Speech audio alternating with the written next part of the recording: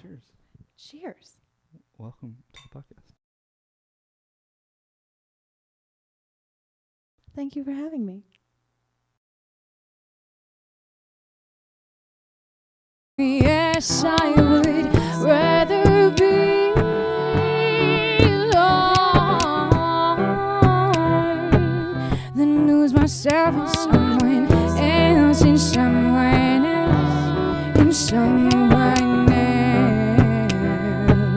At least that's what I tell myself. All right, everybody, welcome back to the Proud to Present podcast. My name is Colton. My guest today is Korbe Canida. How are you? I'm doing very well, thank you. How are you?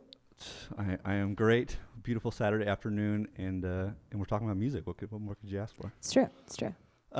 Few things. Korbe is a singer-songwriter out of Phoenix. Mm-hmm. Korbe Sings is where you want to look her up, whether it's SoundCloud or YouTube would be the best places to find her. You have yourself as indie folk pop, but you are so dynamic. You have so many different ranges. I mean, obviously with the loop you'll see here, I mean, so many different directions. Thank you. Couple things on you. So on SoundCloud you have the collection number 1, Mm-hmm. and then Sailor and the Siren, which is also on. Is that on? That one is not on Spotify. Not on I Spotify? haven't quite made the jump to Spotify yet. I'm thinking about it. I'm working on it. I'm testing the waters. It's coming. I like it being free and accessible without having to worry about some of the like, if I'm going to give music away for free, I don't want other people making money on it. Is that weird? No, there's nothing wrong with that at all. So first thing I want to jump into right away is the looper pedal. Okay. I've heard a lot of your music on Spotify. Keep going back. Now you got me on Spotify. SoundCloud. SoundCloud. No, but I'm going to YouTube. YouTube. Oh, your yeah. YouTube channel It's got the best collection. Very exquisite. There's a lot of cool covers on there. Your originals on there with the music video, which is really good. But I hadn't really seen a lot on the looper, and you mentioned kind of doing the looper and coming in, and I had never really seen someone do that live, and that is killer. So when did you get started with that? It's actually a fairly new tool in the arsenal. I'm working with a 5-channel looper called the Boss RC 505. Nice. And I got it because there's another local artist here that works with it. Her name's Holly Pyle, and I thought it was the coolest thing that I'd ever seen in my entire life when I saw her playing with one, and I was like, that's my life goals now. Yes. So I've been playing with the loop station for less than a year. I'd borrowed a friend's unit for a couple of weeks and practiced with it, and then made the investment in for my last birthday. And Nice. It's been a steep learning curve, but it's been amazing. Yep. It's been one of the most rewarding instruments. I would like finally getting to harness the power of my voice as my primary instrument. Yes. Is really amazing. And watching you sing off of yourself, I mean, it was incredible. I mean, I was sitting in the corner like, wow. The only person I can blend with is myself. I'd get in trouble in choir for forever for not like actually matching the tone of the people around me. So I figured now this is the solution. I'll just blend with myself. Yes, definitely. So who are some of your influences musically? Who? That's always such an interesting question because I find that the people that I really listened to the most growing up and the people that really made it through into my world when I was lost just to musical theater, because that's what I was for years. I wanted to be on Broadway. I ate, slept, breathed musical theater. That was all I wanted. And the only artist that really breached the theater department was like Regina Spektor. Yep. And Imogen Heap and Missy Higgins and Katie Tunstall and Matt Nathanson. And I think that the through line for all of those is they're storytellers. Definitely. They're storytellers with a focus on voice and lyrics. Yes. And however they want to get there musically outside of that, they all have a lot of variety in their presentation. Some of them are real straight singer-songwriter acoustic guitar, and some are doing loop pedal things, and it's all over. But I don't think that I necessarily sound like any of those artists out the gate. No, you have your own sound. It's wonderful. So with that, where does your writing style come from? How do you write? Is it mainly with the acoustic guitar, especially with the looper now? Have you learned to write with that, or is it still focused on you and acoustic? Writing with the looper is something that I'm working on all the time, but I don't have many finished pieces. Right. I have a couple of poems that are almost like spoken word, borderline like rap almost. Yeah. And so I've been doing some just basic like bass line loops and some percussion and kind of freestyle, and I'm playing with that a little bit. But mostly I've been trying to just adapt cover songs as I'm getting used to utilizing the tool, because it's really difficult. Right. Well, I'm sure it's hard because you lose your train of thought and you want to get the loop right and it needs to be right, or so it just kind of there's a lot of moving pieces and everything has to fall exactly into place, and it 2/3 of the time, it's not quite perfect, and so you kind of either have to like scrap it. I can't tell you how many times I play live cover shows 3 hours at a time, 3 or 4 times a week. Yep. And I can't tell you how many times I've been in the lobby of a fancy resort and I'll get like 3 measures into a loop song and be like, I'm not going to do this to anybody here. I'm sorry. I messed up and I need to take it back. We'll loop back to this again later when my hands feel like cooperating, but we're going to do an acoustic guitar song now for everybody's sake. And so are you usually able to catch that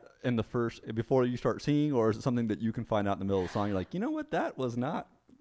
I can usually tell. We'll get I'll get two passes through and I'll be like, that's not clean. This is not. I might hang with it for see if I can doctor it, maybe for one more pass. Usually I could stop it before I've started singing, unless there's a loop. Like sometimes you stop in the middle and you add a bunch of layers and then you're like, oh no, and then it's like undo. Oh no. Delete. Yeah, exactly. That's so funny. Sometimes they just don't build as big as they're supposed to because I just chicken out because I messed up halfway through. Right. But usually there's not like a sorry guys, I gotta stop in the middle. That usually doesn't happen. A full derail. Luckily that doesn't happen. No. So what are you playing for us today? Today I'm playing What I Tell Myself and Clumsy Mouths, which are 2 of my favorite songs. And Clumsy Mouths was written way before What I Tell Myself was. I think What I Tell Myself was one of the last real powerful songs that I've written, and it actually isn't released yet. Yeah. I haven't professionally recorded that one yet. So and with that, was that something once again that you integrated the looper in later? Is that something that you kind of built in with that? There's a whole full band original arrangement with no loop station. There's also a way for me to play that just with the guitar while singing, but I didn't realize that the part that stacks vocally near the end of the song would stack. That's just what I've been doing a vocal solo is what my old guitarist used to call it. Right.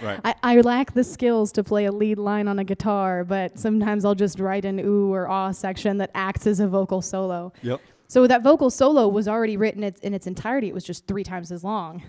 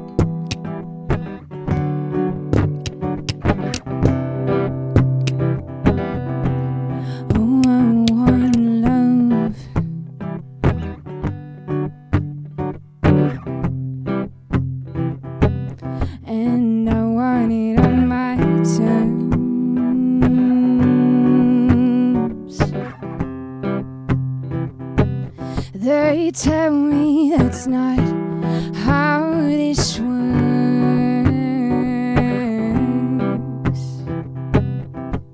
Well, baby, watch and learn.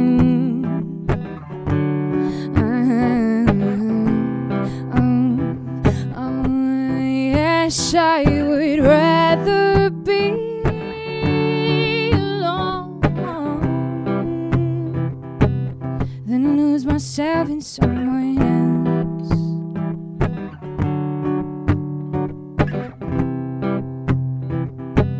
Oh yes, I would rather be alone than lose myself in someone else, in someone else.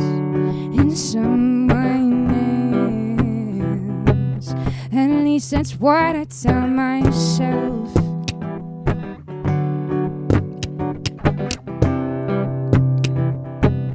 Oh, I will help you if I can.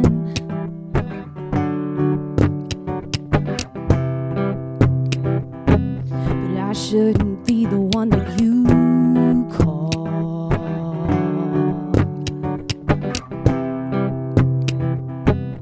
I will give you what I have got to give, which could be nothing at all.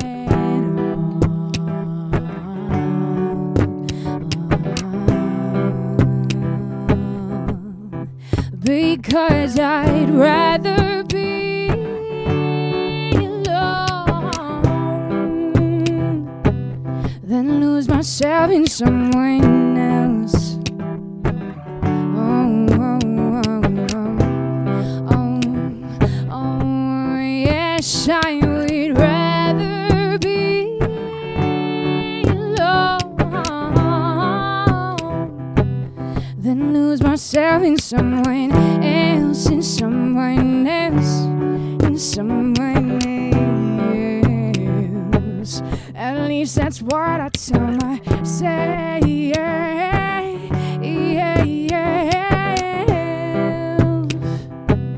At least that's what I tell myself.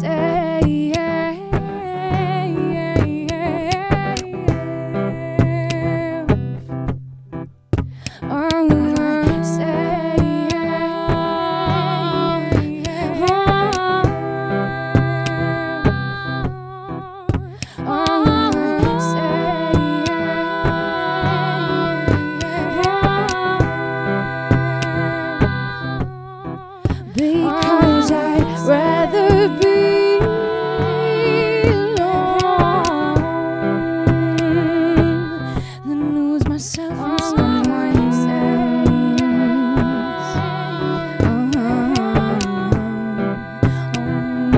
Oh, yes, I would rather be alone than lose myself in someone else, in someone else, in someone else. At least that's what I tell myself.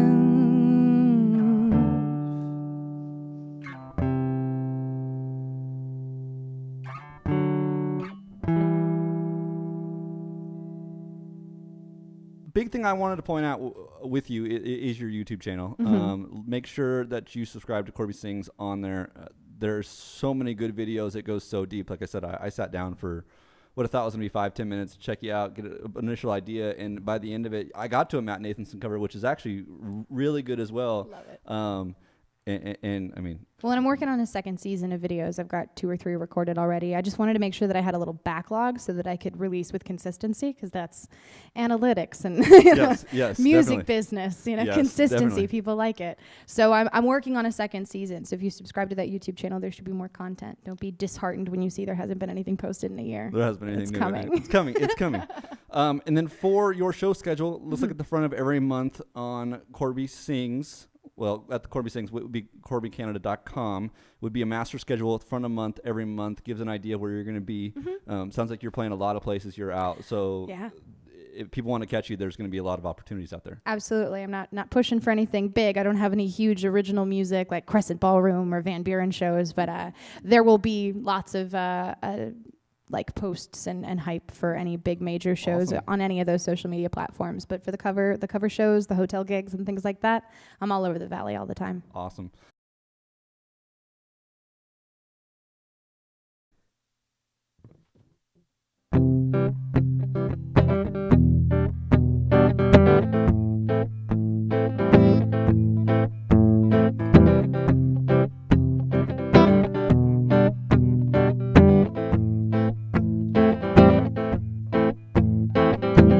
When we first met, our mouths were clumsy.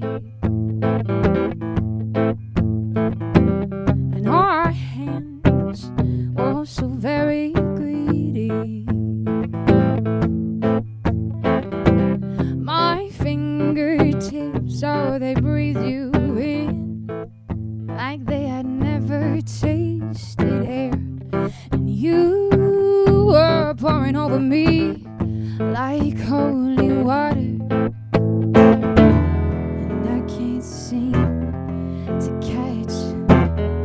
I can't seem to catch. I can't seem to catch my breath. When we first met, oh, our hearts, they were racing. You've been running through my veins ever since. Oh, we were hardwired, made light and entwined, where me becomes we and singular does not exist. And I can't seem to catch. I can't seem to catch. I can't seem to catch my breath.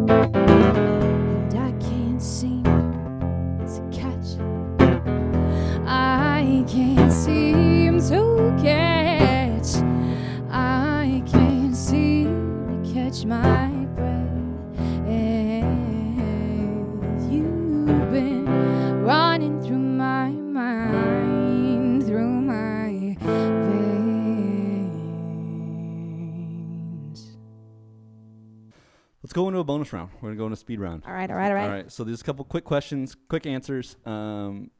We try to say quick answers, but then we get in a conversation and then it's not quick. It derails into madness. But we call it a speed round, but it is not. Favorite venue you've played so far?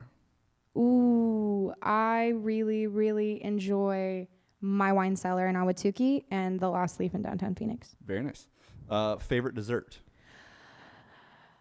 I make a mean white chocolate raspberry cheesecake. Anything with white chocolate, you got my attention for sure. Go-to album, something that you can listen to, pops in your head first thing. Oh, probably Missy Higgins on a Clear Night. Yes. Oh, yes. I love me some Missy Higgins. She's amazing. What are you listening to right now?